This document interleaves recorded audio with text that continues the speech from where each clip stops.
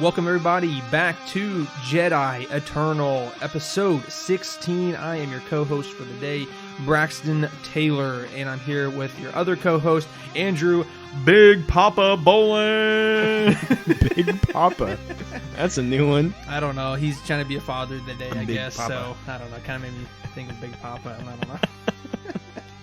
Andrew, how are you doing today, sir? For some reason, that made me want pizza really bad. Just No, made me thought I'm- of Papa John's. I'm hungry, and I could definitely go for some Papa I'm John's. so hungry. Someone feed me, please. Send us Oh, gift my. certificates to Papa John's. Oh man, I'm doing good. How are you? I'm doing good. I'm doing very good. I'm a little tired. This week has been kind of crazy, but I hope you guys enjoyed that Monday night live stream. Yes, Live stream. We had a great time doing it. a great time. Huge thank you to all of you who joined in and asked so many questions and just kept interacting with us. You know, like we didn't know what to expect. Right, We didn't know how many right. people were going to watch, how many were going to talk to us. So we were a little nervous about it, but like, what a great turnout. And we had so many people respond. It made it so easy for us. And so really appreciate that, guys. It was so fun. Yeah, and like Andrew said, I was a little worried because, we had a lot of responses on our event that we created. We had like 300 people say that they were like interested and stuff like, oh man, this is really good. But, I was hoping for, like this, being optimistic, this awesome, big, huge turnout. But, in the back of my mind, I'm kind of thinking, if we can get like five people in here and they know no one wants to say anything. No one wants to say anything, yeah. But that was not the case. That was not the case at all. No. We had a few things lined up to talk about and, to fill the gaps, but we almost really didn't even need to use them. Didn't even barely had to use any of that stuff because you guys were so responsive. So we awesome. thank you for that. We do plan on doing more of that in the future. Absolutely. Especially since that one went so well, right? Right. And what we might be doing is we'll have our podcast on Friday and maybe then do a live stream, just depending on the occasion, on Saturday around maybe noon to 1 Eastern Standard Time. So that will be a little bit easier, better for you guys. For our friends in the UK, yeah. Yeah, UK, it's going to be like maybe 5 or 6 p.m. where you guys... We're not really sure what time it is over there for you guys. But it's a little, all we know is later. Josh and Birkinshaw, poor guy, was up at like 1:30 in the morning listening to us. A bunch of you guys, like Stuart Martin, a few other guys too, yeah. Yeah, so if we can try and maybe make it a little easier for you guys to join in and have conversation with us. And also thinking about some of our friends in California, such as Noah, who can also be able to still participate, but he might have to get up a little early. If we did it at the time we're thinking, it might be about 10 o'clock. It might be like 10 o'clock. That won't be too bad. But anyway, the reason we did it the time we did is just because it was Star Wars Day and we both had to work, and so we had to do it later that evening and things of that nature. So try to do it on a weekend, it might be a little easier. So here, hopefully in the near future, we'll let you guys know when we decide to do it, but we might do another one of those just to, again, have some conversation with you guys. Might trying to do those every once in a while. And we wanted to try to do it. It was kind of a short notice, so we couldn't really plan it out. But maybe the next live stream, we'd like to try to get some of you guys on there with us. Actually have some live conversations. Stuff. So it'd be really cool. Maybe a Zoom call or something. Yeah, I don't know yet. So we'll figure it out. Yeah. But without further, we just want to, again, say thank you. Thank you very much. But without further ado, we're going to go ahead and get into our regularly scheduled program. Someday we're going to have to tell why that's funny. We're going to have to explain why that's funny. But it's too long right now. Yeah, anyway. Not right now. So we're going to get into our news for the day, and we have a lot of stuff this week. A lot of stuff has happened since Monday. Surprisingly enough, yeah, because we, after our podcast, we had talked, and we even talked about before. Well, I guess it was before we did the podcast on Monday, the live show. But we were like, do we still have one on Friday? Because will there be much news? Well, come to find out, we actually have quite a few things to talk about today. Quite a few. So let's go ahead and get the ball rolling here. Our first news is in regards to Mandalorian Season 2, and it is officially confirmed that Robert Rodriguez and Peyton Reed are officially directing episodes of Mandalorian Season 2. So that's some pretty big news. Drew, what is your thoughts on that? Yeah, so we got a picture of Robert there posing with Baby Yoda. Wow. He put on his Instagram. What a lucky man. And so that was kind of how we found out that he's doing it. And then we also got Peyton Reed posted a picture of the director chair with the Mandalorian helmet sitting on it. And so that was kind of how we got those announcements. And I don't know a whole lot about Robert Rodriguez. I can't say that name. I've been trying to say it. You shouldn't have tried that. You should have just said Robert. I should have just said Robert. Said Robert R or something. Rodriguez. Anyways, Oh boy.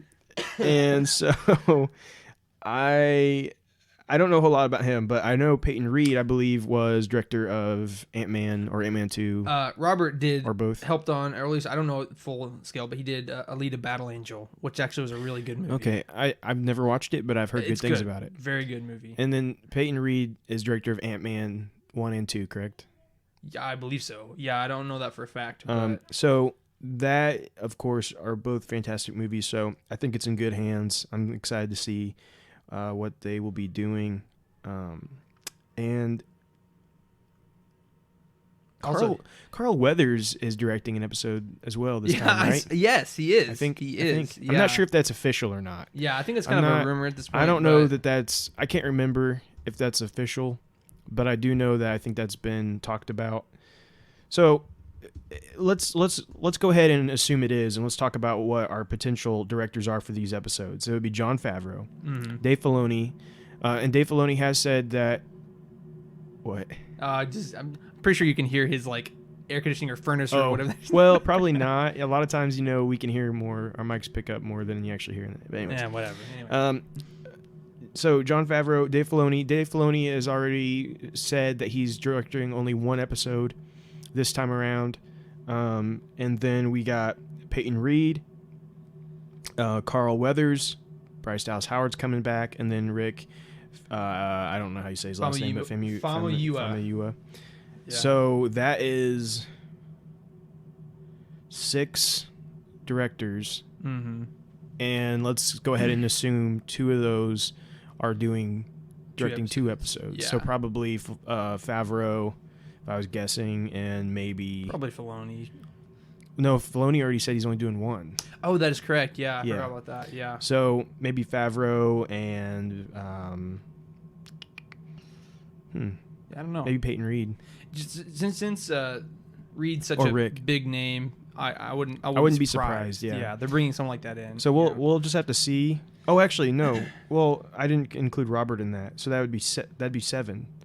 Oh, okay. Then Favreau's probably just doing 2. Did I? No, I didn't. Yeah, I didn't count that. So it'd be 7. It'd be 7 directors there. 1 has to be directing either 2 episodes, or we haven't got the final director. Right. Yet. I'd imagine, like I said, Favreau's probably doing 2. So. Yeah, very well could be that. So, anyway, that's a pretty good lineup, though. There's quite a few. They did, the ones that were returning did a great job in Mandalorian season. Sorry 1. for my math confusion there. He was homeschooled, guys. It's I was homeschooled. What's math? Math. We don't use that in everyday life. We read Little House on the Prairie every day. That was our homework. Oh, we had. Anyway. I wasn't saying. I don't know. Oh, but anyway, they did a great job for those who are returning in Mandalorian season 1, and those who are not have not directed season 1. And we know the ones that have not are great directors. Mm-hmm. And Carl Weathers, he's been in a lot of stuff. He's been more of an actor than a director, but you know what? He's been in the movie biz for a long time. And I'm pretty comfortable with what he would do. Now, in terms of Star Wars direction, I think we can probably be safe in saying that, Filoni's going to be there, Favreau's going to be there.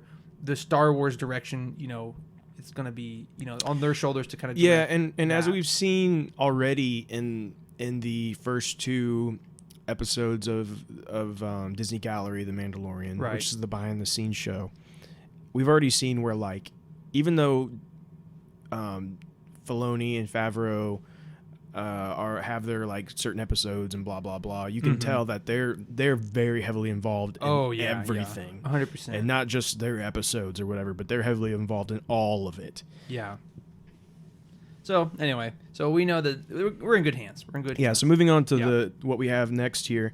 Lego Star Wars, the Skywalker Saga release date announced. Woohoo! Reading this from IGN by Adam Bankhurst, and he's says here that Lego Star Wars: The Skywalker Saga will be released on PlayStation 4, Xbox One, Nintendo Switch, and PC on October 20th, 2020. Hey, I love me some Lego. We Star are big Wars. Lego Star Wars fans. We've been playing them since we were very young. Been playing them together, and I'm sure we'll play some of this one together too. Actually, we should go ahead and plan to play that one together, live stream it when that does eventually come out. Good idea. I think that would be great. Might be maybe that'll be our our first go at. Yeah. I don't know. We might try it before that on something else. Yeah, just we'll to see. get ready. That's a little while from now. We still have some time to think about it. But anyways, this is very exciting. What we It's the day after my birthday. That'll be a good, nice birthday present. So. Oh, actually, I'm going to mention this. They've added since I got this, they've updated the article, and they're saying now that the video has been re-uploaded and removed the mention of the release date. Ooh, really? Only saying coming soon now instead. Really? So that's interesting. That is interesting. I don't know what that means, but I just want to make that clear now. Yeah. So things may have just changed. Like literally just right now. So we will have to see what happens with that because, yeah, I mean, literally it changed less than half an hour ago. Yeah. So we'll have more clarification. We'll have more clarification as we know what's going on.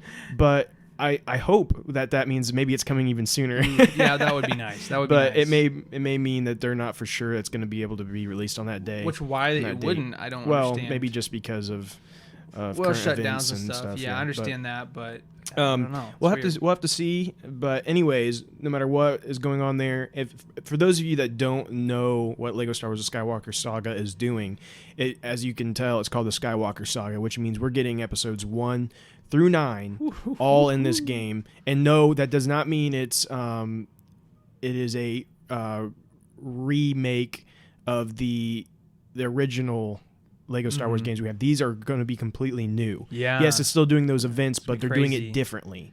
And so it's not like a graphical enhancement of those old games. And that's something I was kind of worried about. Right. That's what I thought at first. I still would have been excited for it. Sure. But it wouldn't have been as exciting. Yeah, exactly. But this is a entirely brand new way or new version of all of those movies.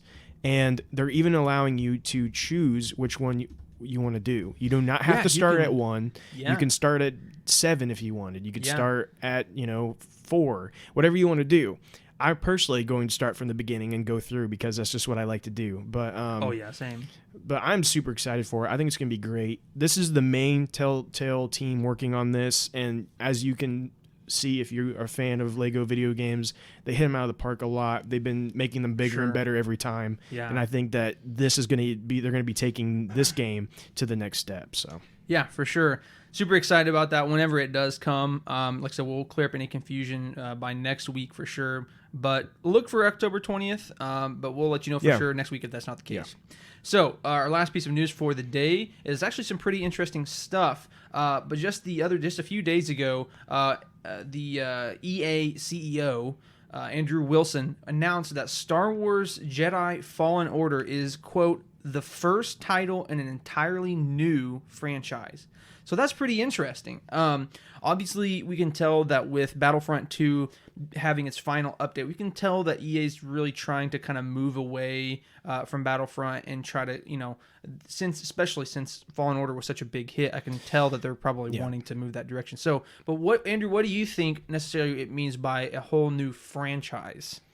So I think that's an interesting way to put it, because I think what that means is that we may not be even necessarily getting, we may not just be getting the continuation of the story of Jedi Fallen Order, but I think the fact that they call it a franchise means that the Jedi part of it is very important, where it says Jedi and then it has a title. I think because we're going to get other games that are Jedi and then put title here, but set in like a whole different era and different things. I think that's what they're really trying to say here. Yeah, makes sense. Now, don't get me wrong. I do think we'll end up getting a continuation of the story of Jedi Fallen Order. Right. But I think what they're saying is like, hey, this is going to be even bigger than that. You're going to see a long line of games coming out of this Jedi series. And I'd be excited for that, for sure. I love that style of game. Yeah, and we knew there was going to be a continuation of this. I mean, this does not come as a surprise whatsoever. This is just the first official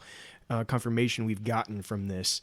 They said that the game has already far past their expectations as far as selling goes. I think they're expecting to or already have sold like 10 million units. Right. So this game has done incredibly well. So they would be crazy to not want to continue. Sure, exactly. And so, well, especially with all of the kind of the hate that EA has gotten in recent years, not even with just Star Wars, but with a lot of their games, with Battlefield, Battlefront, and I can't remember all the other ones off the top of my head, but they've gotten a lot of kind of hate on some of their games and the decisions that they made.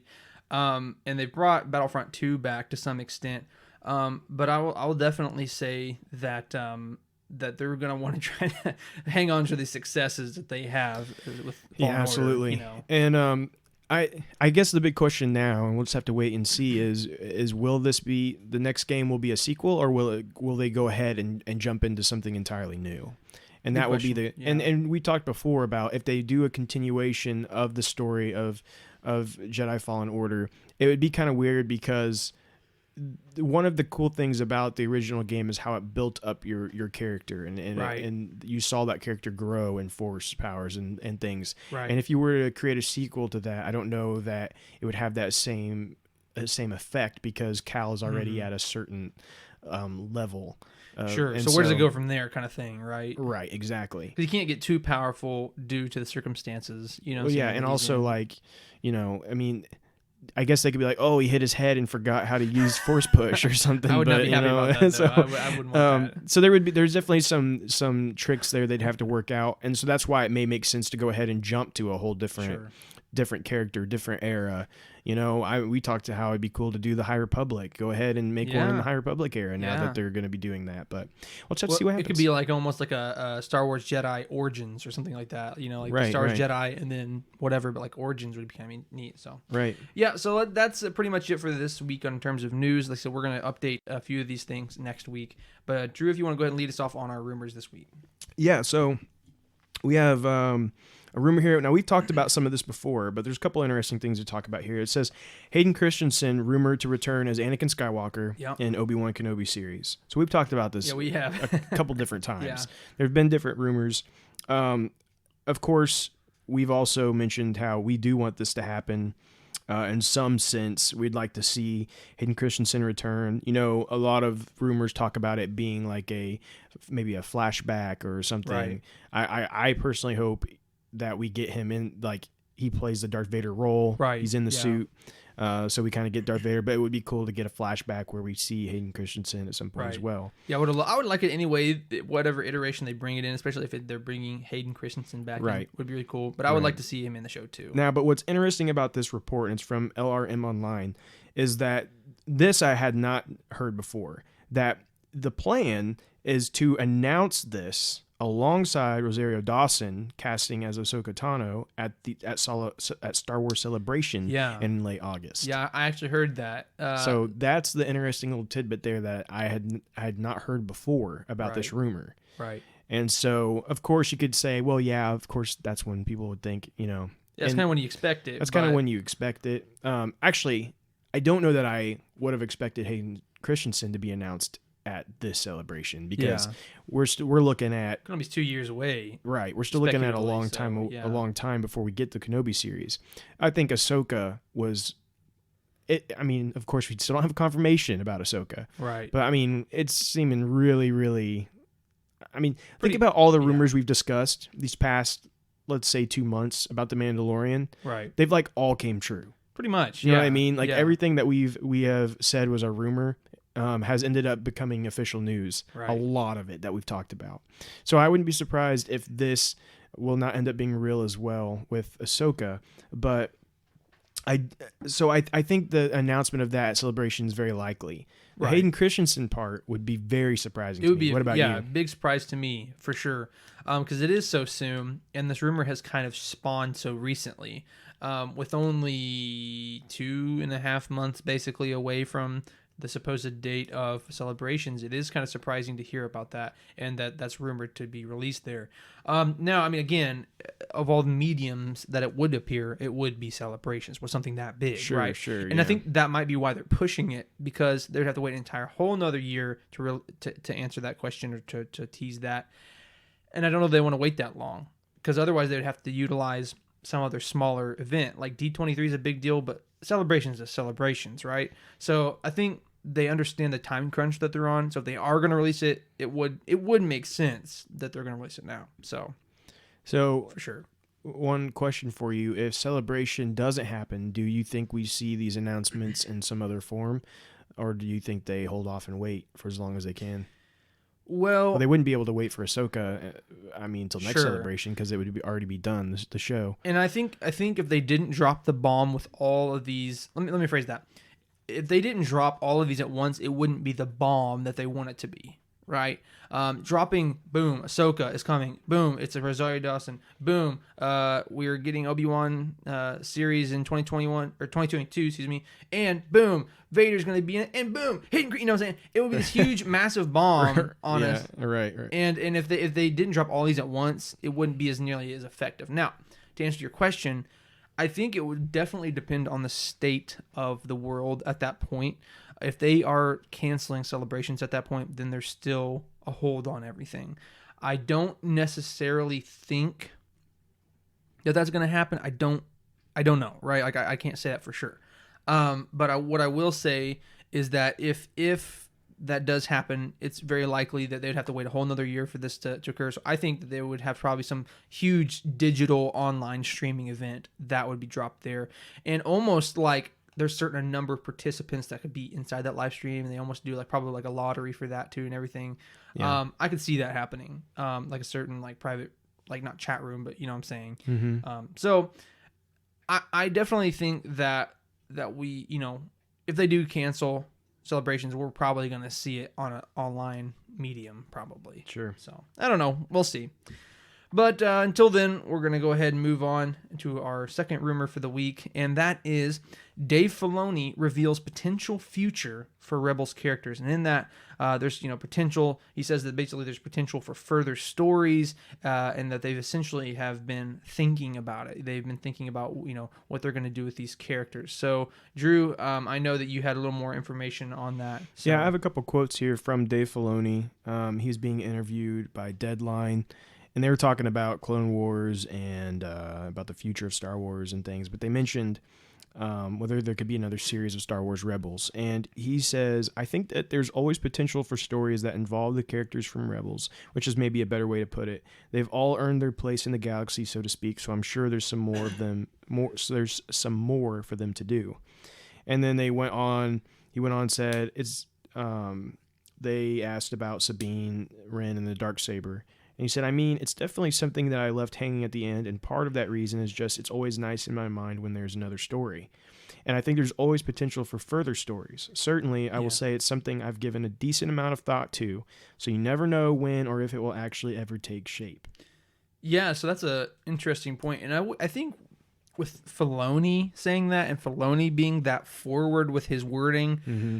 I think we talked about this earlier, but I would not be surprised in any stretch of the imagination if there's something already happening, right? Already being worked on. There's something being worked on as far as furthering some of the characters of Rebels. I don't know exactly which characters. I don't know if it's live action or animated. Right. But I think that there are things in the works. Now, there is a second piece sort of to the puzzle here, right. And that essentially is there is rumors that a live-action Rebels spinoff is possibly in the works, and it is theorized that this live-action Rebels spinoff is prior to Rebels, and it is about Kanan. So that's pretty interesting. Yeah, so this is coming from Mikey Sutton at Geekosity. And he is saying his sources have told him that the new TV show would depict Kanan's early years as Caleb Doom before the rise of the Galactic Empire. Interesting. Yeah. So was that what post Order 66 or pre Order 66? I think pre Order 66 is where it would start. But I'm sure and probably evolve until past that. But interesting. So why don't you think that this is going to happen? Because I just don't know why they would want to go back to Clone Wars right now, honestly. Right. I think that well, after you said what you said, I was thinking in my mind immediately, like, wow, so they're going to try to go through Order 66 a third time. So that's something that kind of throws me off and making me think that's not real. I could, since Order 66 is such a big deal right now, I could kind of see them riding that train and then be like, okay, it's like right then too, as Clone Wars builds up to Order 60, I cannot speak, Order 66. It built up to that point. I can imagine if it was real, that this story leads off at that point and then goes on from there. Because there is an interesting story through the Kanan comics about him, like, kind of being like a smuggler, like kind of a low-life type guy before he tries to come back to his Jedi sensibilities and whatnot. But so that could be interesting. I don't know personally if that, like, I wouldn't mind seeing it, but, like, that's not my first choice of, like, you know what I'm saying? Yeah. I would rather see, honestly, a post-Order 66 animated show with the Clone Wars animation of watching Ahsoka doing stuff and seeing different pieces like Vader becoming who he is. And I would love to see that more than like a Kanan live action. But anyway. So, yeah. Yeah, so let's move on to our third and final news. Rumors. And this is we just threw this in here because it's interesting. It's not, I don't know if we really even call it a rumor necessarily, but we're just talking about it in this section. Because why not? This is just an interesting little analysis that was done by SEM Rush, and they kind of did a analysis on who the most popular Star Wars character is. I think they do it like yearly. Yeah. And Darth Vader, I guess, has been kind of number one for a while. Right. I'm not surprised about that. Well, this past year, there was a disturbance in the Force. Whoa. According to new data, Darth Vader is no longer the most popular character in the Star Wars universe. Wow, really? That's nuts. So, I'm going to give everyone a minute to decide on who they think the new number one is. I'll give you 5 seconds. Okay. Think about all the memes you've seen this last year. That's all I'm going to say. The number one new character is Baby Yoda. Yeah. Not a big surprise, right? Baby Yoda. Yeah, so the data is based on searches from the past year and shows that Baby Yoda saw 4.7 million average monthly searches. Wow. Second place is still not Darth Vader. What? Darth Vader's been pushed down to third. The second is the Mandalorian. Well, you guessed it. It's Mandalorian. So, Baby Yoda, the Mandalorian, then Darth Vader in third place. That's so crazy. Do you want to guess who is in fourth? Ooh, let's think here. So we got Baby Yoda, Mandalorian, Darth Vader. I'm going to say Yoda. Yep. Yeah, well, there you go. Yeah. Yoda's next. I just think because Yoda's also a big character originally, also it's kind of a correlation to, well, we got Baby Yoda, who's Darth Vader. Yoda. Darth Vader takes third with 893,250 monthly searches. Yoda was at 882,500, so really not that far behind. That's crazy to see that change. Like fifth, Kylo Ren. Yeah, that don't surprise me. Sixth, Chewbacca. Oh, really? So Chewbacca's over Rey. Seventh, Anakin Skywalker. Really? Wow, this is... Eighth, Boba Fett. Luke Skywalker, 9th. And Jabba the Hutt, 10th. Where's Rey at in this? That's what I want to know. No Rey or really? Obi-Wan Kenobi. Well, Obi-Wan, although it disturbs me, I can understand. Obi-Wan is like, it's not a... Shut your mouth. Well, I'm saying, like, he's not been Get out of my house. Hey, get out of here. Saying people don't like him as much as us. Secondarily, I don't understand. He's not been on the forefront. This is what you can understand. He's not been on the forefront as these other characters have. You're right. Which is a tragedy. Obi-Wan was not in none of the sequels, other than like an excerpt of his voice. So depressing. Which is horrible. No Rey, no Leia. Yeah, that Leia surprises me too. Yeah. So, anyway, so that's a fun little, interesting little thing there to look at. Yeah. But let's move on to our releases. For sure. Yeah. And our releases for this coming week is the Disney Gallery episode 3 will be coming out on Friday. Mm-hmm. And that is it.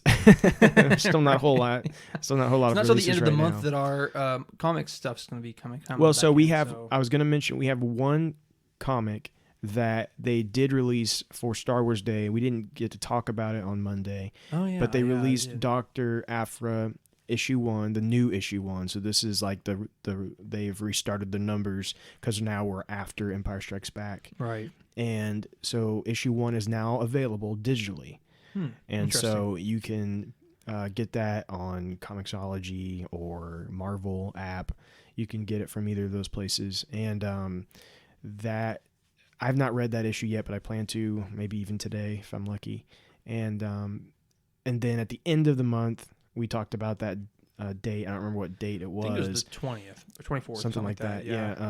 Is when I think comics are going to start to kind of get back to normal. And so hopefully we'll be seeing some new Star Wars comics soon. Cool. So without any further ado, we're going to go ahead and move on to our Q&A forum for the week. And we have a couple questions here, but our Q&A segment here is where we go to Facebook every week asking you all questions, or to ask us questions, bring up topics and more. As many of you may already know, we typically try to do 3 questions and topics and suggestions a week. And if there's ever any more, then we're going to put that into a queue that's going to be directly tapped into next week. So, in fact, all the questions that we have this week are from last week, and all the questions that we're going to have next week are from this week. So, just know that your questions will be answered. So, we have 3 of them. We have a lot to talk about in our Q&A and especially in our main topic. So, I'm going to try to run through these maybe a little quick. So, forgive us. We're going to answer them to the best of our abilities, but we're not going to be super in depth just to save on time here. But this week's first question comes from Kristen Perry, and she says, as of right now, we know that lightsaber collars don't mean anything about the holder. And what she's referring to is that in previous canon, lightsaber collars, they essentially were able to identify the holder as like green was a Jedi consular, and they particularly like to use the Force more than lightsabers. And for instance, blue is like Jedi Defender, and yellow is Jedi Sentinel, and so on and so forth, right? But as of a new canon, as Kristen states, they don't mean anything anymore. Do you think they will bring back the meaning of the lightsaber collars? So, short answer is no, right? Love them or hate them, Disney, they do not want to utilize or reuse things that were not created by them, right? If they can help it. They love having their own stories, their own creations, and as long as it doesn't hurt the main story, if it wasn't created by them, they're just going to ixnay it, right? And although the saber collar stuff really does not interfere with their stories at all, again, it wasn't created by them, and it was kind of just a small, random, overlooked fact in the Star Wars canon that just got swept under the rug. So with that being said, I highly doubt that they're going to bring it back just because it's kind of insignificant to their own story. And I just don't think Disney's going to look at that and say, oh, this is going to benefit us in some way by bringing this back. So they probably won't. Drew, do you have any words on that? No, they're not bringing it back. Yeah. I've always thought it was kind of silly. We started to talk about this a little bit, and Braxton, I know that you actually are a fan of it. I am. Yeah. You like the idea of them having meaning behind the colors of their lightsabers, right? I like to think the Force does guide them to a color. The Force does. It does have some kind of work there, but I don't like thinking that it kind of the color is constrained to a certain pattern of person or like a personality. I don't necessarily like that. I like to think that the color can, because I feel like it kind of you like, let's say your character, well, this person is the ideal guardian type character, so we have to give him a blue lightsaber. I don't like that. I like to think that he can have whatever color they want him to have, Yeah, for me, I guess I'm just the opposite. I honestly really like that. I like the idea. So this is pretty interesting. This is one of the few times, folks, that we actually disagree on things. Disagree, yeah. And that's all kosher. But for me, I'm on the other side of that, thinking like, why is there, how to say this? look at a rose, right? Like a flower. You know, there's still a rose, but there's different variations of that rose. And one's yellow, one's red, one's white, whatever, right? They're still roses, but yet they're different types of roses.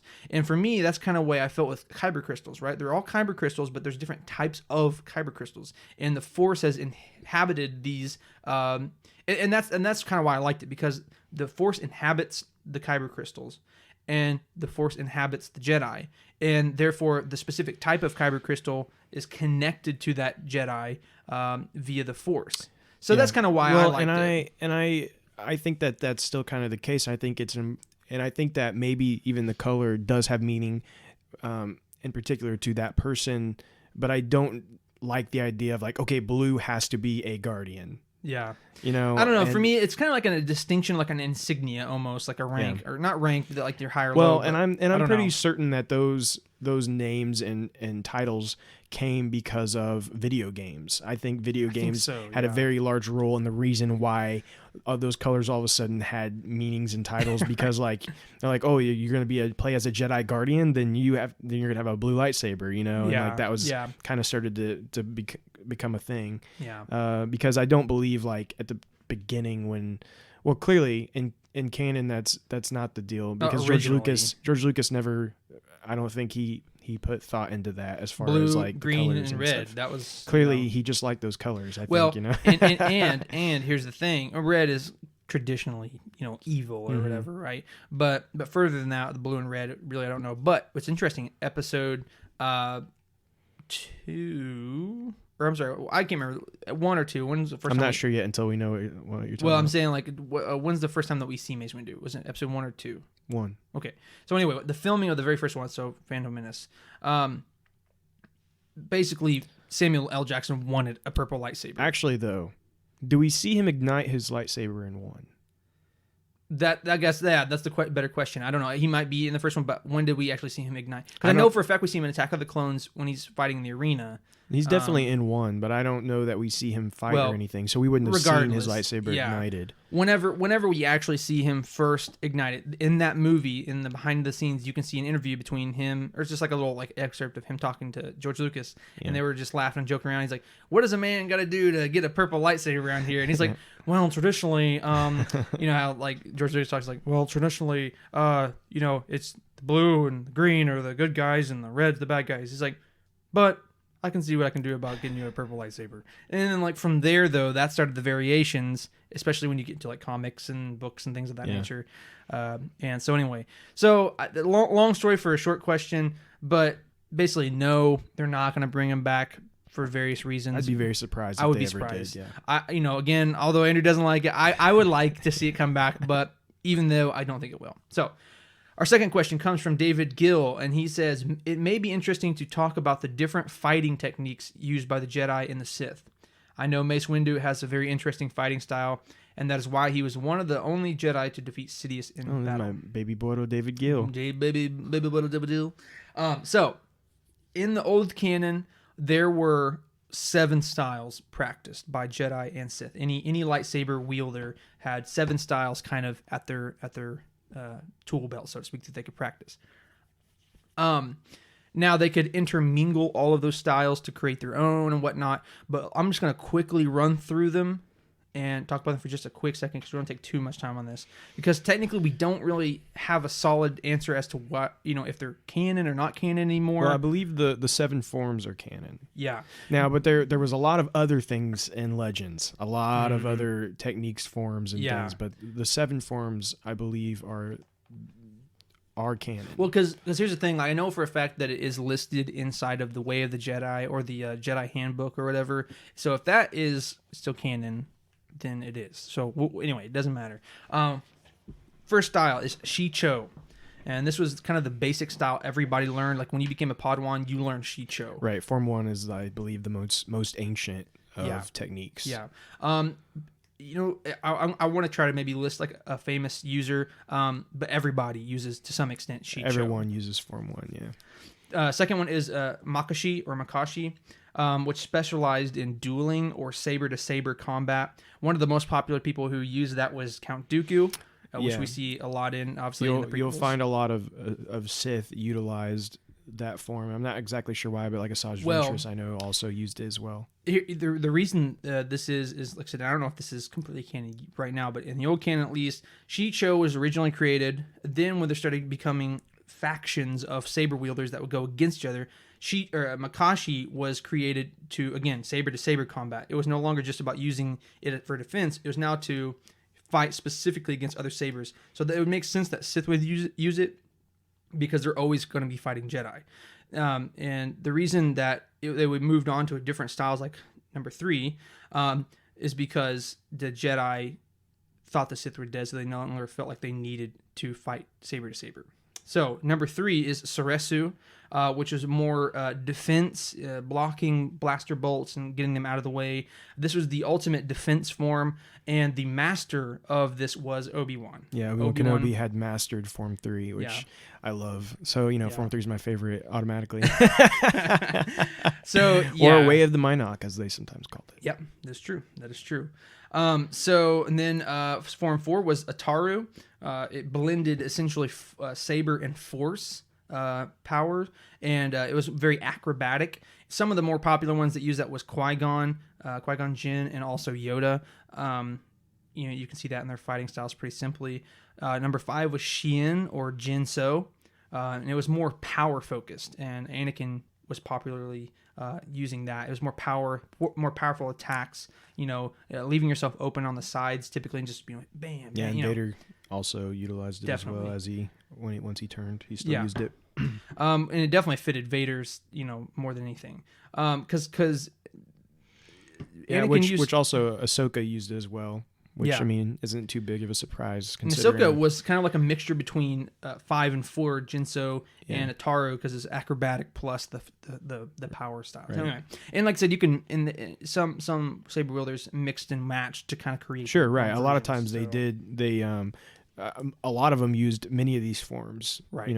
To some extent, they pretty much used almost all of them. So number 5, we did that one. So number 6 is Niman, which was the kind of the standard, right? Everybody, to some extent, after they learned style Form 1, Shicho, they started learning style 6, and this is kind of the combination of all of them. So technically, everybody really used it. Now, like people like Dooku or Yoda or Qui-Gon or Obi-Wan, they kind of found their own little niche and they stuck with it. But one popular one that stuck with Niman, which is the combination of all of them, was General Grievous. And then last but not least, style 7 is Juyo. And this is kind of... one other thing I would like to mention about Niman is it's also kind of where double-bladed lightsaber combat was kind of incorporated into that. And that's kind of... So Maul, of course, used it. Yeah, very cool. Yeah. It's a Juyo is style 7, and this is a very... it's much like style 5 Jinso, which is very power-focused. But sometimes called the ferocity form. Yeah, ferocity or fury. And it's very explosive. It's based upon emotion, typically. The inner turmoil within the person fuels the power behind Juyo. Now, one of the most popular people who used Juyo was Mace Windu, but he created his own variation called Vaapad. Now, Vaapad was actually a creature that he watched, essentially, and he learned from this Vaapad creature to create his own fighting style through Juyo. And essentially, which is very interesting, is that Mace Windu, through Vaapad and Juyo, he balanced actually the light side and the dark side. He tapped into the dark side to create this inner emotional turmoil within himself to get this explosive power in fighting style. Yeah, what's interesting about that form is Mace Windu is the only one we know of that utilized that form and did not fall to the dark side. Very good point. And so most that did use that form eventually fell to the dark side. So it's definitely one of those that was like right there on the edge. Probably should just not use it at all. But of course, Mace Windu, who has his moments where you're like, he actually he clearly was on the edge sometimes, but utilized it well, and of course created his own variation of it, which is interesting. Yeah. So one of the most intriguing ones, in my opinion. When you get into the history of it, very good. It's one worth researching if you're interested. And within that, so to answer your last part of your question, you said, I know Mace Windu was very interesting fighter. I saw he used Vapad. That is why he was one of the only Jedi to defeat Sidious in battle. So now let's kind of tackle this. I just read that, and I really wanted to make a point on that because I don't know 100% if this is canonical or not, but I know in some of the older books and comics and stuff, Sidious or Palpatine was quoted of saying he did not like using sabers. He did not like using, fighting with sabers, and he wasn't the best at it. Now, don't get me wrong. He was the Dark Lord. He was the head Sith, so he had to be good to some extent. But he said he really liked utilizing more of the Force. He really liked using the Force more than saber combat. And this is made evident in Episode 3, Revenge of the Sith, whenever Yoda comes into his Chancellor chambers or whatever. He starts to fight him, and he's holding his own very well, Yoda is, and he even starts to overwhelm him a little bit. So what does Palpatine do? He retreats into the senatorial chambers with all the platforms, and so immediately he positions himself to where he doesn't have to fight with a saber anymore. He jumps up and gets the high ground, and then starts using the Force to overwhelm Yoda by throwing these platforms at him. So I don't necessarily know that Mace Windu was just like the best, and that's why he was able to defeat Sidious. I will just say this, that while Mace Windu was credited to being one of the greater saber fighters, I think it was just that Sidious was better than the ones that he defeated, and I think also writing has it to where they just needed to get Mace Windu and the Chancellor alone, right? At that point. So Anakin would come in, and it seemed like he was being overpowered. It wasn't no voice of reason. No one could fight back to Anakin because it was just Mace Windu. So anyway, that's something to chew on, think about. But so anyway, those are all the styles. Mace Windu definitely experimented with one of the more interesting ones. But anyway, Andrew, do you have any other thoughts before we move on to the third one? I think that clearly he struggled against Yoda and Mace Windu, but I do want to make sure, like, he obviously preferred using the Force, but I'm under the impression he was still he had mastered most forms of lightsaber combat. He was still very, very skilled. Well, that's what I was trying to allude to. Right. Yeah. He just may not have been. Clearly, he struggled maybe a little against Mace Windu. Some people think that was all fake. I don't really Who knows? what Yeah, exactly at this point. But I do think against most Jedi, he would have probably easily taken them on. But but yeah, clearly he liked using his Force lightning more so than anything, and it normally gets him killed. Yeah. So anyway, good point. Very good point. Or hurt, and then he really some should. manner. He should learn from that, but now it's too late, right? Maybe. Who knows? He never does learn, as you'll watch in all three. All trilogies. All three trilogies. Yeah. So. Anyway, so let's move on to our final one for this week. Spoilers for Return of the Jedi. Revenge of the Sith. Spoilers from 2006. So anyway, last question. And that is coming from Noah Aguilar, and he says, would you favor for a young Solo having a series on Disney Plus or a Solo spin-off series with Kira and Maul? So I kind of said this before on the show, but I would definitely love to see more of Solo. I really enjoyed the movie, and honestly, I do think that it would be very just the style and the story, I think is very fitting for a Disney Plus series rather than a movie. And the reason they made the movie is because they didn't have Disney Plus at that point. Otherwise, I think it would have been a series. Yeah.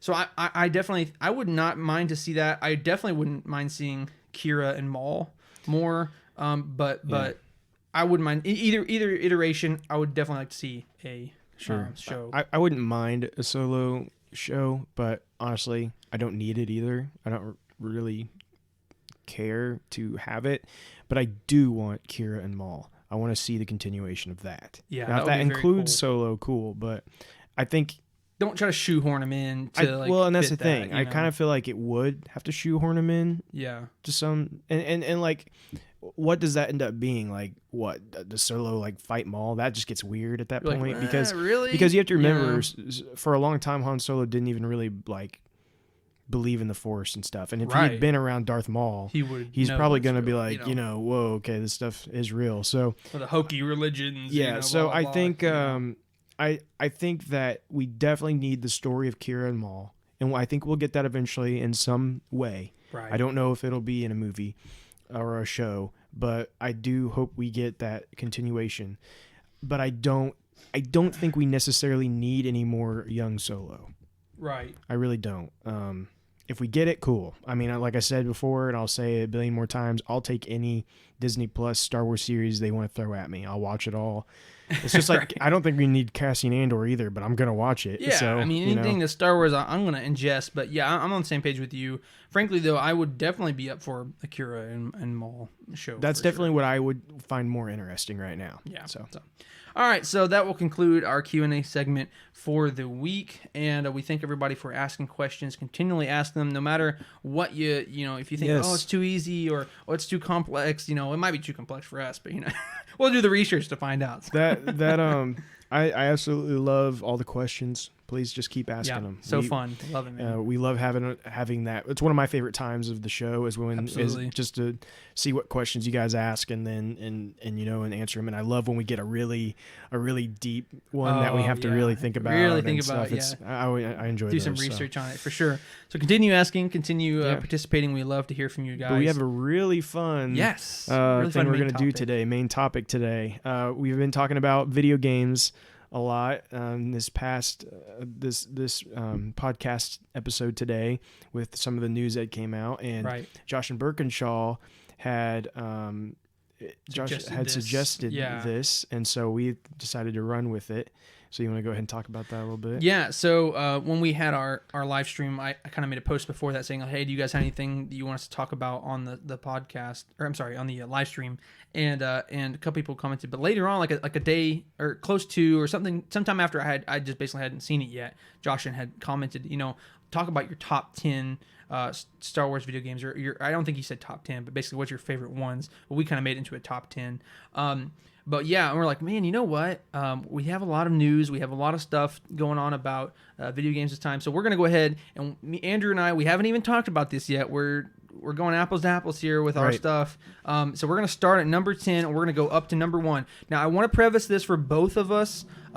We didn't sit down and look at like, okay, this is my absolute number 1. This is my absolute number 6. Basically we thought, what are the top, what are 10 ones in that we really enjoyed playing, and we kind of put a rough structure on. Yeah, and this again, something else to remember here is this is not necessarily what we think are the best as far as like this game is a 10. This game is a we are talking about our memories of them, how much fun we had with them, the time we spent with them. All of that was accounted for when we did this. So it's not necessarily like this game is technically better than the other one. Right. It's just, and a lot of these on my list, I haven't played in so long. Exactly. And so it's memories. And, and if I were to go back and play one of these, I might be like, wow, this is horrible. And I said, it would not be fair to compare some of the games I'm going to compare to, like, say, like, Jedi Fallen Order, because it's not a comparison in terms of technicality. So we just want to make all of that clear before we start. So don't get mad. Nobody take it this too serious, but we're just having some fun. Again, me and Braxton have not talked about this at all. This is going to be the fun part. We're all going to explore this together. We want it to be a complete. And you know what? I encourage you guys to make your top 10 right now. Yeah. Go ahead, make it. Pause us. Make your top 10. Yes. And then you can read yours off as we read ours, and kind of we can all compare. And then if you want to even share that with us on the comments or something, comment your top 10, and we'll be able to read those and have fun with that. Sure. So all right, so let's get started. So you want to go first? I'll go first. Sure. All right, go ahead. So number 10 for me is kind of an odd deep cut, but Star Wars Episode 3, the video game from 2005, is my number 10. I honestly love that game. Okay. It basically, obviously, it followed the story of Episode 3.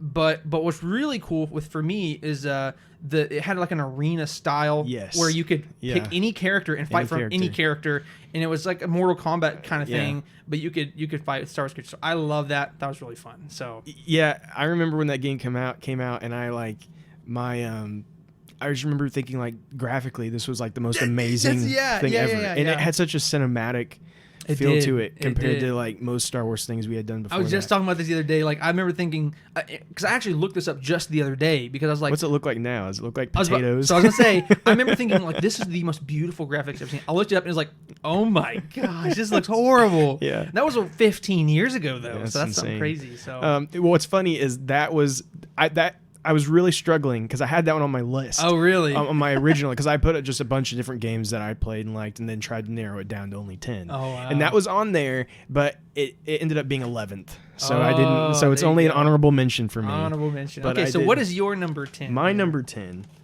is Super Star Wars: The Empire Strikes Back on the Super Nintendo. Oh, that is a deep cut right there. That was one of the very first Star Wars games I ever played, if not the first. Yeah. And I still have vivid memories of playing like the Hoth level and riding the Tauntaun, through there. Awesome. And very good memories of that. Yeah. A lot of fun. Very hard. At least back when I was young, it was very hard. I didn't play that one nearly as much, but I did play it. And I do vividly remember that it was very difficult. I remember I was like, I never got past like halfway through the game. Like I don't know if I never got very far in it.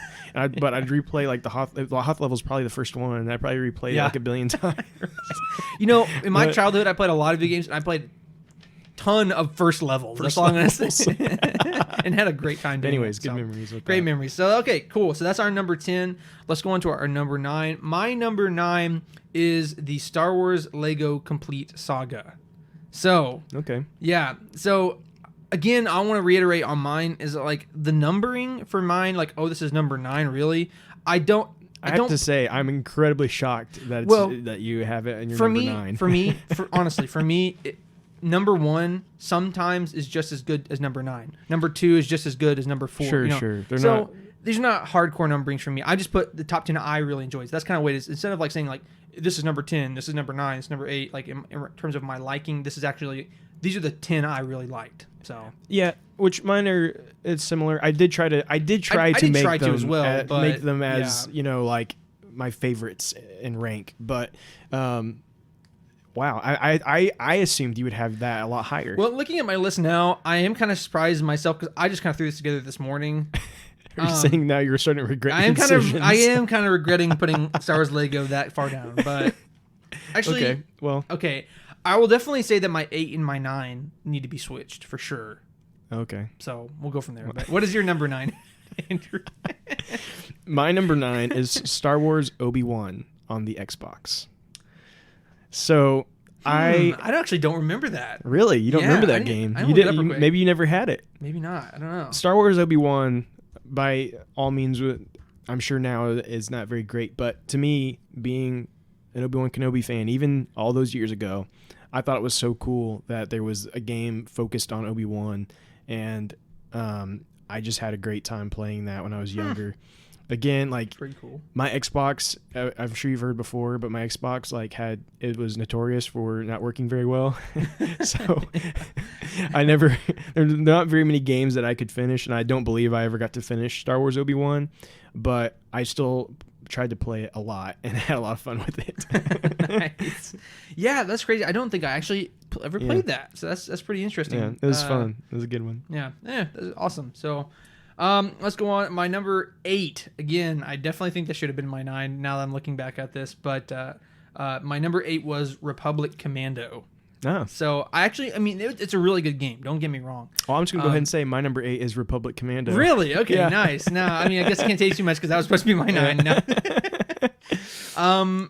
But yeah, for sure. I had a lot of fun playing Republic Commando. That was a very cool game. It was first of its kind, really. Yeah, especially in Star Wars. You had this like squad-based. You played as clones. It had this gritty, dark edge to it that we really hadn't really seen in very many Star Wars games, if any at all. Well, one of the first things you see, like one of your best friends get carried away by a Geonosian soldier, and he's like screaming, it's like, whoa, I can't remember who created the game. Like, I don't remember the developers, but clearly they were like, okay, let's make this. It's going to be for adults. It's going to be gritty, edgy, And for the most part, it worked. And, you know, I always loved, what I loved more than anything about that game was the blade that you had. Yes. And so you would just like do the melee and it had that blade and you just like smack into them. It's like Star Wars Assassin's Creed. It was like attached. Yeah, it was like attached to the like the front of your hand. Yeah, the front of your hand right there. Now it's like opposite side of where the Assassin's Creed. But they just like very cool. It's good stuff. So cool. Number 8, Republic Commando. You heard it here first. Yeah. So number 7 for me is Jedi Fallen Order. So the one that came out previously in 2019. I really enjoyed playing that game. But for me though, it might just be because, and I'll be transparent here, it might just be because as I've gotten older, I don't have as much magical experiences like I did when I was a kid. And I didn't get that magical feeling when I played Fallen Order. I still thought this is a good Star Wars game. I had a fun time playing the game itself. But for me, it was fun, but it just didn't give me that all factor. And that's why Star Wars Lego definitely should not be number 9. I don't know why I put that there, but anyway. So yeah, that's just weird, bro. I recant my statement. Star Wars Lego is definitely at least at number 7. It's too late. It's too late. Okay, fine. What is your number 7? Number 7. My number 7 is The Force Unleashed. Ooh, really? Okay. Yeah. Yeah. So gotcha. The Force Unleashed was such a cool game, right? It was, you were this insanely powerful Jedi, and I had a great time playing it. But I will say the reason it's not like closer, which I know a lot of people, especially even probably our listeners, would rank The Force Unleashed pretty high because I just know it's very it's a very fun game, very fun, very popular. But for me, it never fully clicked as much as I think most people did. It was very much just run around and kill people. Yeah. And and I always I do appreciate a little bit deeper stories, and I was already older when Force Unleashed came out, and so it never fully got me in as a fan. And I chose 1 over 2 though because 2's not on my list, but I chose 1 over 2 because I actually have more memories of playing 1 than I do 2. Here. I honestly don't know if I finished 2. To be 100% honest, I only played 2. Not a whole lot. I don't know that I finished it either. Yeah. So, anyways, but I do think it was a fun game. But that's where it's at on my list. So. Cool. So, moving on to 6. Let's move on. Yeah, I had some things to say, but I'll say. Well, it's on I'll the list. say, Okay, yeah. Go ahead. It's on my list still. So, ooh, spoilers. Spoiler alert. Okay, number 6 for me, and again, I almost feel like this should be a little higher for me just because of the emotions it makes me feel. Again, like I said, don't really, for me at least, don't pay attention to the numbering too much. But for me, number 6 was Star Wars Jedi Academy. Oh, you're really surprising me with this list because I assumed for Jedi Academy would be pretty high on your list because it should be. Because when I think of Jedi Academy, I honestly think of you, because I just remember you always playing it and had it, and so much. Again, don't pay too much. Don't pay too much to the numbering. I don't know what I was thinking when I made this list, so forgive me. So, what is your number 6? Well, go ahead. Let me talk about Jedi Academy for a second. Okay, I'm looking at the time, but you know what? Well, listen. We talked about before. This was probably going to go extra long. Yeah. So it's a lot of stuff going on in this episode. So anyway, Jedi Academy. This was actually I've definitely played games before this, but this is one of the first games that I played of Star Wars that I thought, man, like this is really fun. This is Star Wars, and it dug me deeper into the movies because it was also this magical thing of like, at that point we didn't have sequel trilogy. So we didn't know what happened after when we did, you know what I'm saying? But it was never in a movie. So being able to actually play in a game, physically watch and physically control a character that's inside of what happens after episode 6 for me was a really, really cool thing. Yeah. I really enjoyed that. I think Jedi Academy was one of those ones for me that, again, I think I was pretty young, so I got to maybe the 4th level or something like that, and then I don't know I ever beat it. I have since then, but yeah, I just remember playing some of those levels where you're with Luke and you and your kind of your rival or whatever are being trained into the grounds, and he tries to sabotage you, and he sends out this training robot, and you have to fight it, and come to find out it was hard and you beat it. Come on, this was actually set on Luke's training level. So it's like, what? So it was a really magical game to me. I really enjoyed the characters. I don't know. Again, the game itself didn't have a whole lot looking back now, but it's just like when I played it, it was so fun. It really felt like Star Wars to me. So anyway, what is your number 6?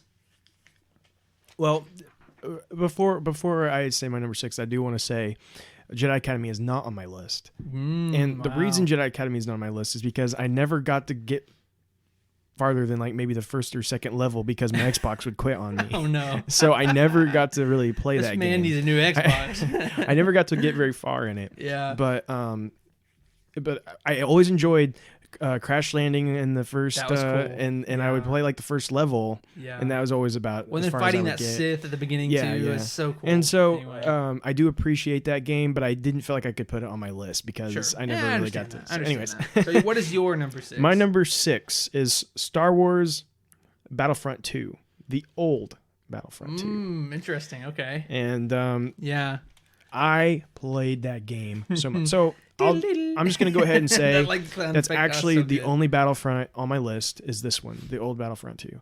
And the reason for that is they're all very similar. They all have their they're all connected. And I decided to go ahead and choose that one because I just wanted to choose one because there's like 4 of them, right? So yeah, or like 5 actually if you consider handheld. But I wanted to just choose one to go with, and so I chose this one because I spent the most time playing that one. Yeah. I played that one so much, and it was fun. Yeah. And it had the prequel era, and I got nailed it. And nailed it. And I got to be Obi-Wan Kenobi, and I did that a lot, right, of course. Exactly. And I really enjoyed that. And now, of course, looking at the newer one, is it a better game? Absolutely. But as far as my memories and enjoyment goes, I had to give it to the old Star Wars Battlefront 2. The new Battlefront 2 did not draw me in like the old one did. Right. And that could be just a state of our young minds or exactly. whatever. And it's the nostalgia and everything behind it. So anyways, I had to give it to that one. Nice. Cool. All right. So number 6. So that is completed. Now number 5. We're halfway there. My number 5 is Star Wars Clone Wars, the game. So Star Wars Clone Wars, basically episode 2, right? The movie, the video game off of that from 2002. I played that a ton, and I love that game. I'm trying to remember. If you saw it, you'd know it. Yeah. Is there like ship combat in that too? Yes. Yeah. Okay. You probably, if I showed you a picture, you'd know it. I do remember it. I didn't put it on my list, but I do remember that game. Again, a lot of these is just, again, for me, I had them at home on the original Xbox, and I just wore that disc out, and that's kind of probably why I have such good memories is because just hearing the music and it just being enveloped in the Star Wars universe and playing a story I was already familiar with after watching the movie. I think that's kind of why I liked it so much. But Star Wars Episode 2, Clone Wars, the game, it was one of the first Star Wars games that I played, other than like Rogue Squadron or whatever, that had like ship combat. You got to drive the vehicles around, and you also had like a what's the word I'm looking for? Like a firefight mode almost, where you could protect from hordes of enemies and stuff like that. Just so fun. I really enjoyed it. I can't say too much about it because it's just more of like a nostalgia thing for me. But the game was fun. So what is your episode 5? What is your 5th game here? So my 5th is the Lego Star Wars franchise. There you go. Now you can say that maybe that's cheating because I'm just like throwing them all in there. Yeah, but if you play a Lego Star Wars, you've kind of played a Lego Star Wars. Yeah, for the most part, you've kind of played them all. And so, but when the first one came out, it was so magical, and I realized I was really younger, and that I'm sure like if I were to go back again and play those today, it would not be the same.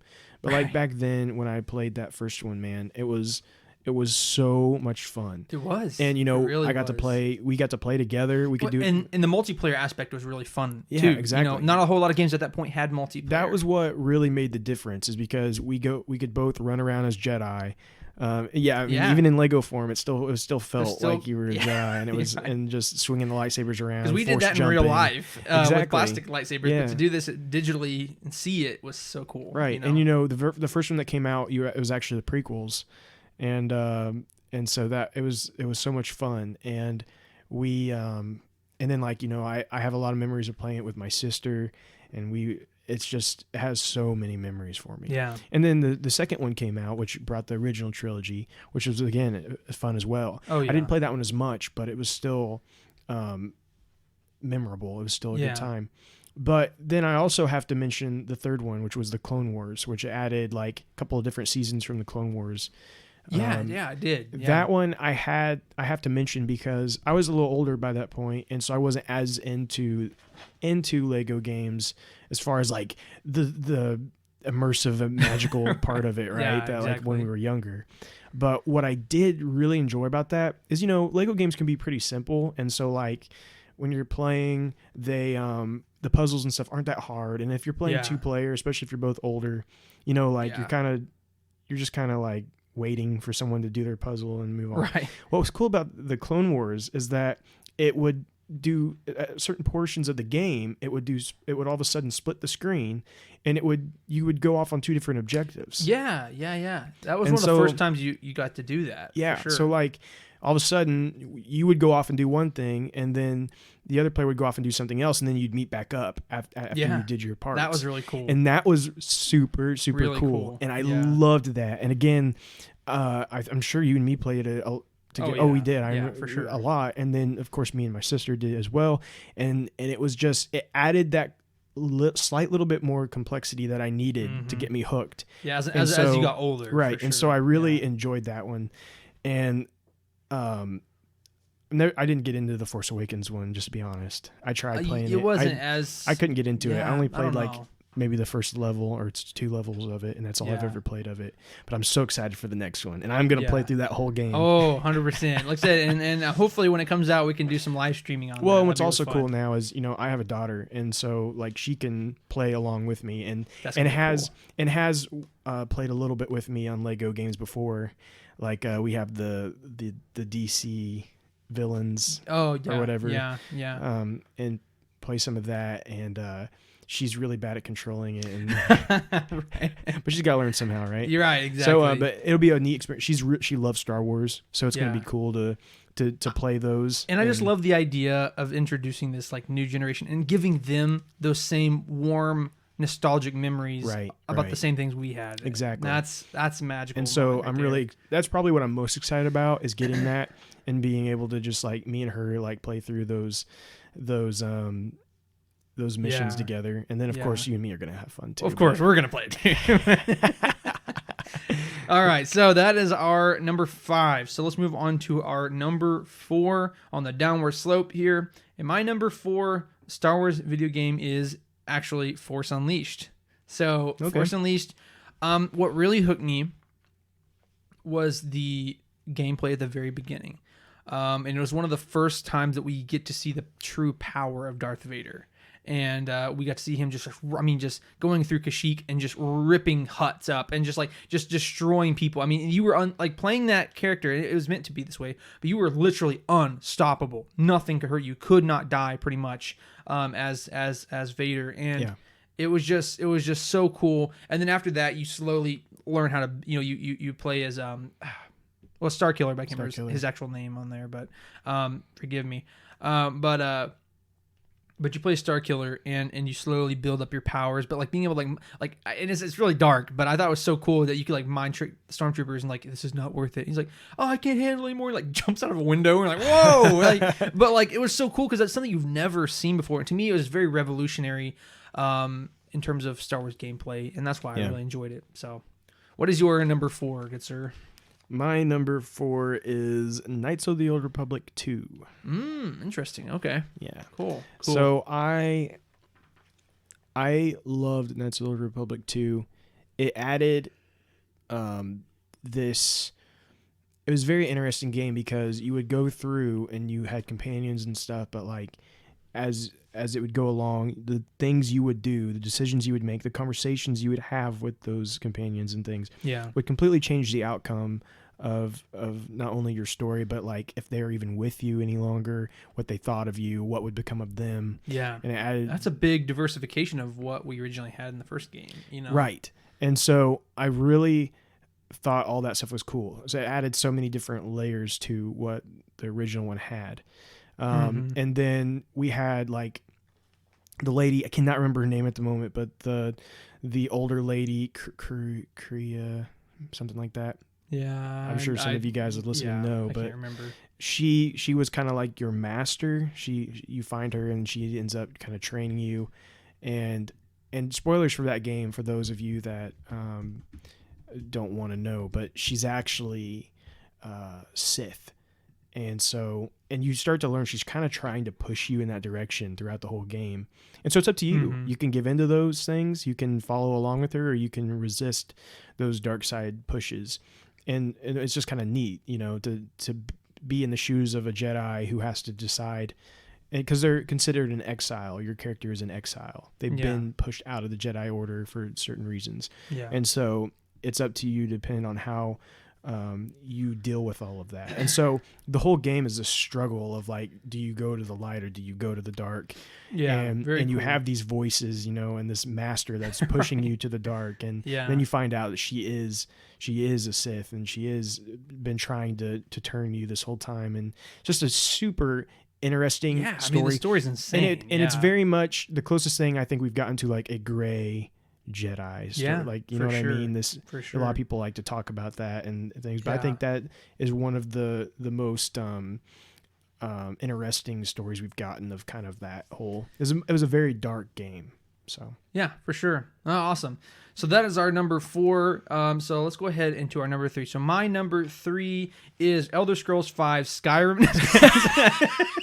I just had to throw something in there. Okay, I'm sorry. It's so good that it's transcended into my Star Wars list. Number 3 is Viva Pinata. Oh, wow, my wee little heart can't take it. So, number 3 for me, seriously, is Star Wars Jedi Outcasts. Okay. I really, really, really enjoyed it. Much like Jedi Academy, that's another game that I owned. And again, I just played and played and played and played. And I have to say, I'm again shocked. You've surprised me again, because I figured Jedi Academy you would consider that one higher on your list than honestly, Outcast. I said when I was making this, I pretty much just threw them in there. I didn't really order them. So would Academy be higher than Outcast? Yeah, for sure. It would have been. And in Star Wars Lego would have been definitely up there too. So your list means nothing. Yeah, kind of. I definitely put more thought into my list. Well, yeah, you think he did. Because I put this together like right before I came over to his house. So it's not, I mean, I didn't have that much time. So, yeah, you know. So just blame me. So, all right. So number 3 for me is Jedi Outcast. Honestly, again, much the same reason. It was one of the first times I ever played, or one of the first games that I ever played that, again, just opened up this whole new world to me. And the story was so compelling, and being able to utilize all the different, like, you can pick up guns, or you can have a lightsaber, or you can have, you know, explosives, and you get to go to all these different worlds. And I don't know, like I said, more than just the game itself, it was just the environment. And it was, again, just one of those during my formative years of starting to really get into Star Wars. I played this game and it just drew me in. And so, I mean, again, there's not a ton to say about the game itself. I just really enjoyed it. I think it was a really fun game, great story. And so what is your number 3? My number 3 is Jedi Fallen Order. Really? No, that actually does surprise me. Yeah. That really surprises me. So I have to agree with what you said about Jedi Fallen Order, about like it didn't have the magic, immersive, you know, stuff to it like a lot of these games we're talking about had because we were younger. But I had to give it a high rank because it's just such a well-crafted game. Mm-hmm. As far as Star Wars games go, it is the best production. Sure. You know, yeah, the highest. I agree, for sure. The closest to a Star Wars movie in a video game we've ever got. Okay. It's Exactly. The graphics are outstanding. The gameplay is outstanding. The only thing I hate about the game is having to travel all the way back to your ship after you're done. Yeah, that was kind of annoying. That was annoying. but but other than that, it's just so well made. So I had to give it a high rank because for those reasons, I felt like it was well deserved.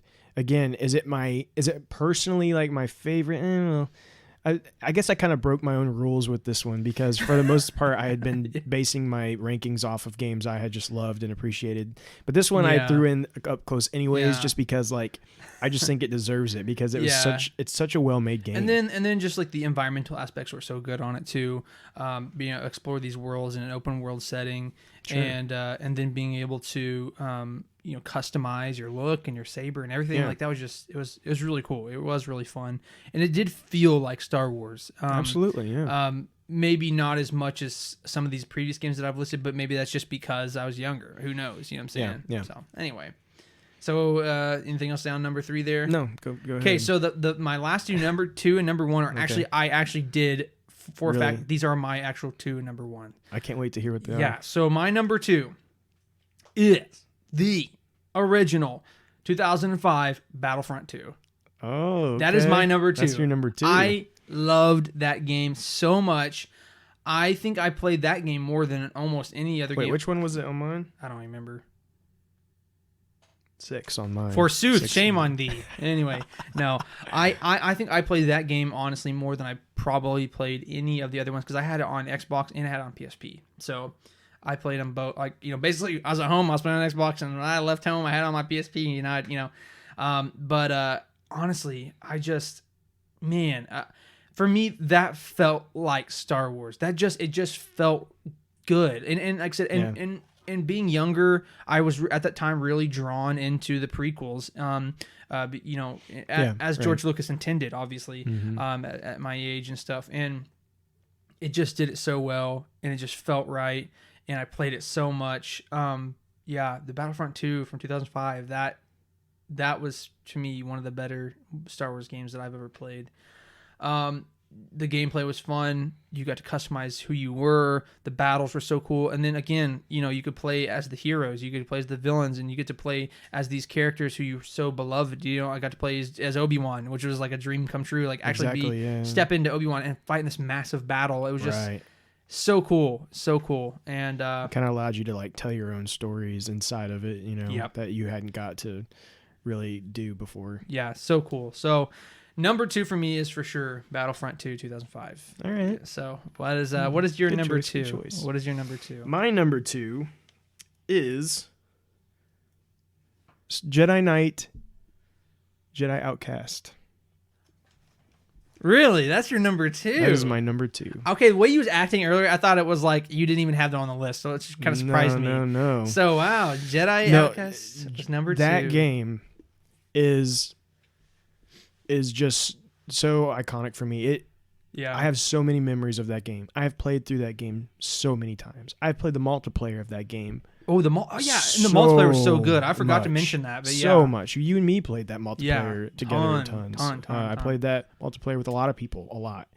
And it was just such a well-crafted Star Wars story. Yeah, I agree. And you play as Kyle Katarn.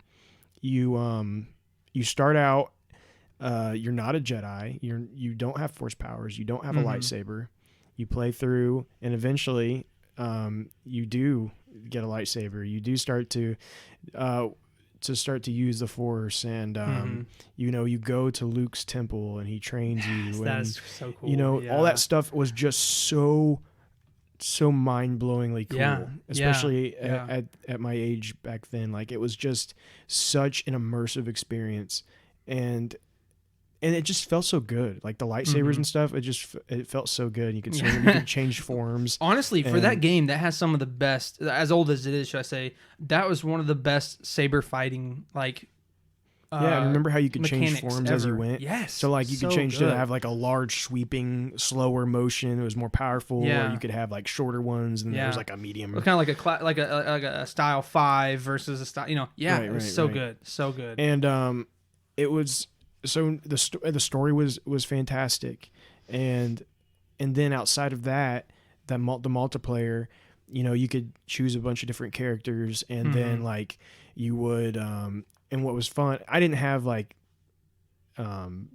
games like hooked up to internet or anything back then, but we would just play against the AIs. They had, you play against bots, and you could have, you and someone else, a friend, playing and play against the bots, and we would spend hours doing that. Yeah, and it was a blast. So much fun. Blast, I absolutely love that game, and I always will. It will always be one of my favorites. It just has so many good memories for me. Yeah, absolutely. So that's number 2. So drum roll, please. I'm like 99% sure our number 1 sure our number one is the same. Yeah. we have not talked about this. But I'm like, honestly, if what I'm about to say is not yours, and vice versa, like I would literally be shocked. I might get up out. Number 1 is... I would fall out of my chair if it's not the number same. 1 is KOTOR. Yes. Okay. What? No, I'm just kidding. Yes, Knights of the Old Republic. Knights of the Old Republic is... number 1. It is honestly, a masterpiece. I don't know that it could ever be replaced. No. It may forever be my number 1. I just don't know what could top it. And that's for many reasons for me, because for a lot of the same reasons as the previous ones, right? This was made several years ago, but it was one of the first times I got to play a game where you are going through and exploring the actual Star Wars universe. You're going to all these different planets, you're experiencing all these different things, you're interacting with these characters, different various species that that are in the Star Wars universe. It was just so cool. And on top of that, the story, first of all, I mean, we don't need to even talk about the story just as of right now, because we all know it's great, right?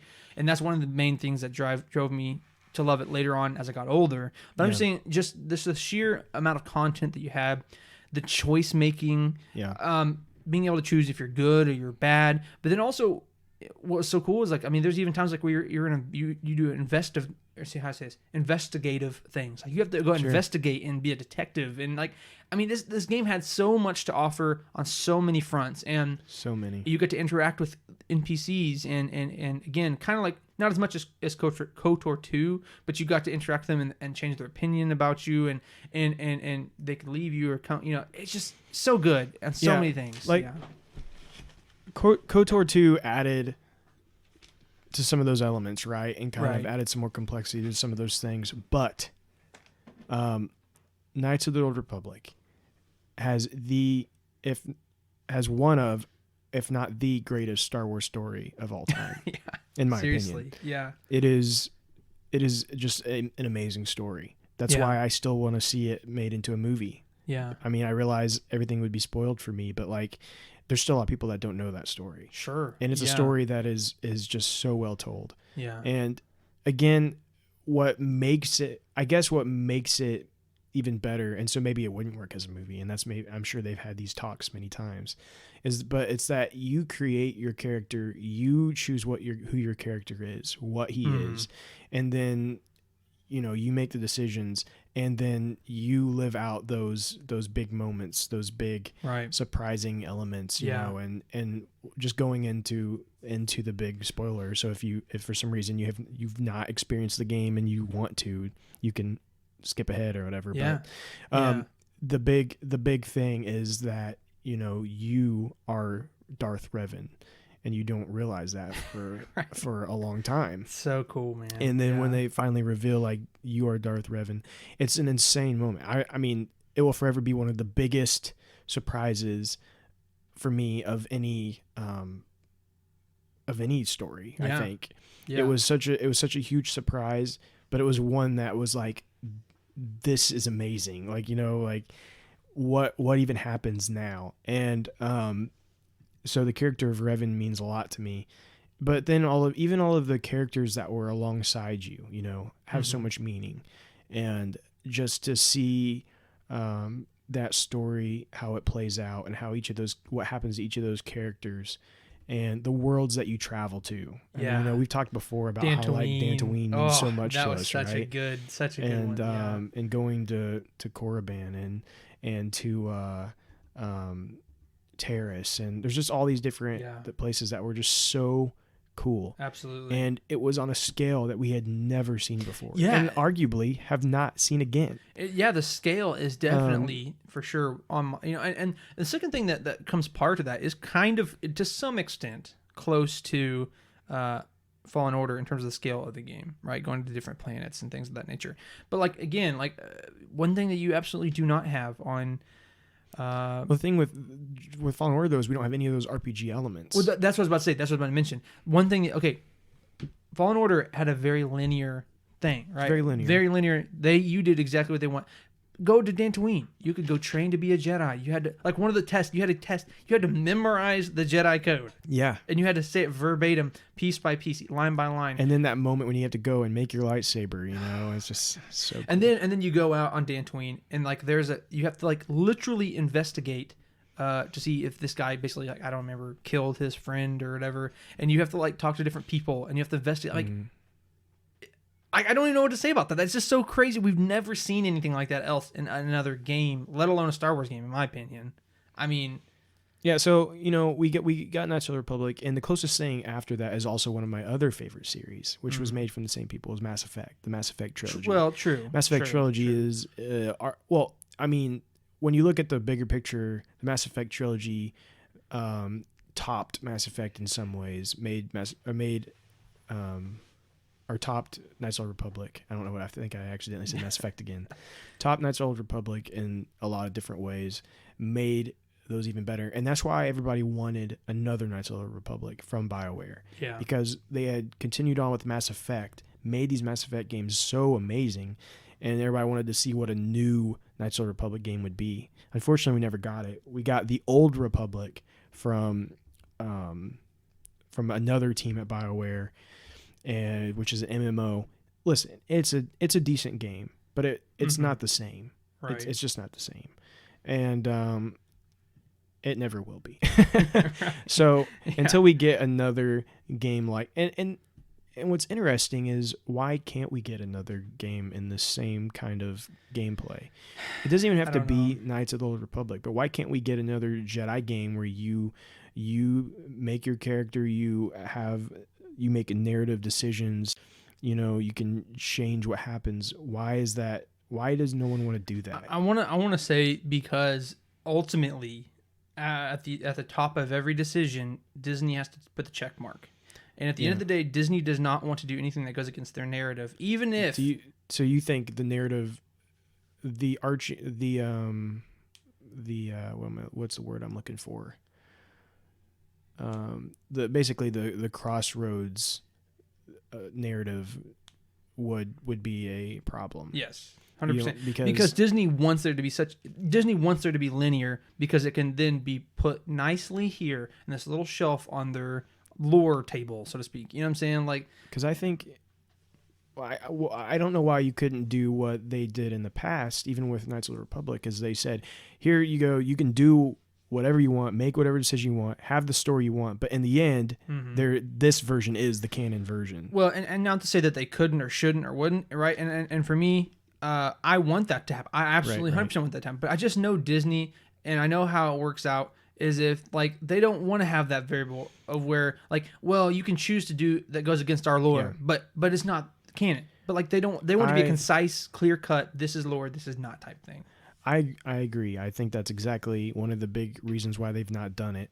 But you have to think how much money a sequel would make in Knights of the Republic. I mean, there would be so many people that would buy it. Oh, yeah. And so they like their money. So I mean, come on. Disney, if you're out there listening, you will get money if you do this. So just do it. But anyways, one of the greatest video games of all time, not even talking Star Wars, but just one of the greatest video games of all time. Mm-hmm. But my all-time favorite Star Wars video game. And I don't think anything's going to beat it anytime soon, if ever. I might go to my grave saying that's the best video game. So I guess we can rest assured say that Elder Scrolls V, Skyrim. I mean, well, yes, we know you like Skyrim.